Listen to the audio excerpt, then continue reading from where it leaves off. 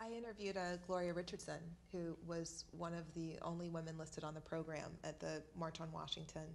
And I believe she and Myrlie Evers are the two sole surviving women who actually had their names listed on the program. Myrlie ended up not being able to make it that day, right, but her name remained on the program.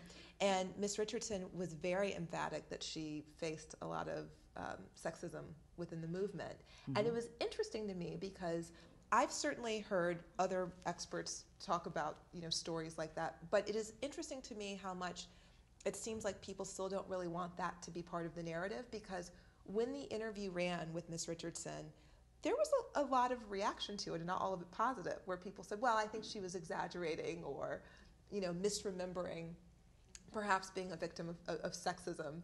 And so I thought that was really interesting, particularly because you both are speaking so candidly about how that has been an ongoing. Yes, and we needn't be ashamed of it, because it's true in our nation. It's true in the world. I mean, if you think about, say, the Catholic Church, for example, you have nuns who have doctorate degrees, but they can't be cardinals, they can't be bishops, and they certainly can't be popes. So we've got a lot of work to do still. The civil rights movement, the women's rights movement, they're still not over. We've still got a lot of work to do.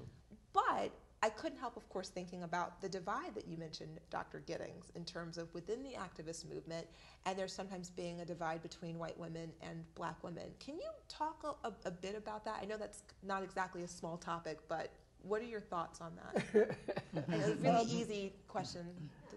I want to come at it from a slightly different perspective, because I have been thinking about this madly for the last couple of, certainly that question for a long time.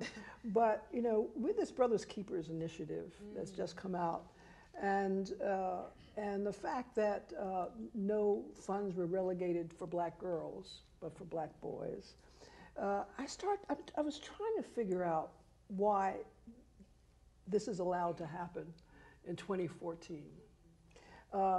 And everybody knows that, it's wonderful to give the resources to black youth and black boys in particular, but black girls are in trouble too. So what is it that even feminists let this go? And no one's really talked very much. A couple of us are. Kimberly Crenshaw, there's a group of us who have been talking about this. But what is going on? And I read, this is a little abstract for, I think, this conversation, because of the time, but I read an interesting piece about, it's called Black Male Exceptionalism, and the author, who is a law professor here at Georgetown, a man, said, one of the issues is that racial justice is seen in the body of a male. And then I started thinking a little bit more, gender justice is really seen in the body of a white female. Interesting. Even, justice, right? Even the icon of justice is a white female.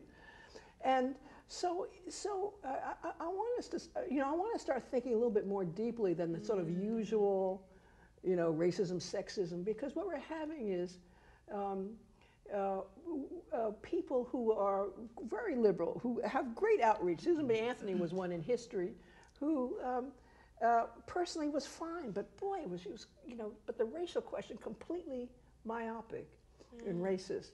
And men who know better, and women who know better. So there's something else that's going on beyond patriarchy and sexism and racism. That's part of it too, and money in politics, that's part of it too. But there's something very deep in our culture that I think we have to address, because if we don't address it, we're never going to have good coalitions. And across racial lines and across gender lines, which is really necessary to, this beast that's coming at us from the right wing. We have to have coalitions.